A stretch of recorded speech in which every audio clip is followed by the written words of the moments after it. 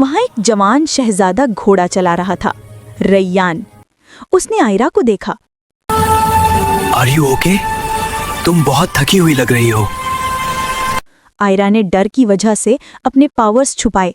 वो बस इतना बोली, मुझे कोई ढूंढ रहा है, बहुत खतरनाक। रैयान ने कहा, तुम मेरे साथ चलो, मेरा महल यहाँ से दूर है, तुम सेफ रहोगी। आयरा ने लोगों पर कभी भरोसा नहीं किया था, मगर रैयान की आवाज में सच्चाई थी। वो उसके साथ चली गई। रैयान ने उसके लिए कमरा तैयार करवाया, खाना दिया, आराम दिया। 2 दिन गुजर गए। आयरा ने अब तक अपना राज नहीं बताया था। एक रात रैयान ने पूछा, आयरा, तुम्हारी आंखें अजीब तरह चमकती हैं, क्या तुम कोई राज छुपा रही हो? आयरा के पास जवाब नहीं था। तभी महल के बाहर से आग का तूफान आया। ज़ोरकन का दूसरा दूता फैहार आ चुका था। मौसमों की रानी, निकल बाहर। आयरा का चेहरा सफेद पड़ गया। रैयान समझ गया। Ayra, tell me, who are you? Ayra ने पहली बार सच बोला। 4 मौसमों की रानी हूँ और ज़ोरकन मुझे ढूंढ रहा है ताकि वो मौसमों का जादू तोड़ दे। रैयान ने उसका हाथ पकड़ा।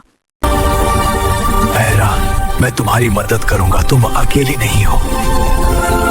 वो पहली बार किसी पर भरोसा कर रही थी। फैहार ने महल में आग फैला दी। आयरा ने गर्मियों का जोड़ा पहना और फौरन उसके पास से गर्म हवा उठी जैसे डेजर्ट की आंधी।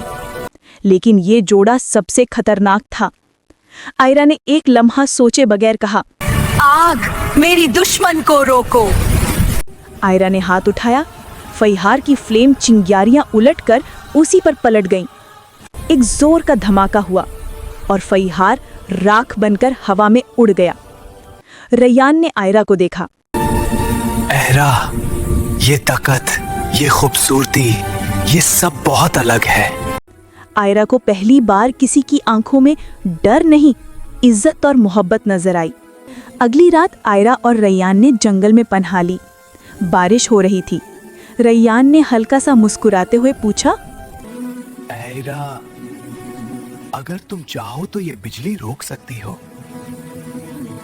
आयरा ने धुंधली मुस्कुराहट के साथ कहा, जब दिल दुखता हो तो मौसम मेरा हुक्म नहीं मानता।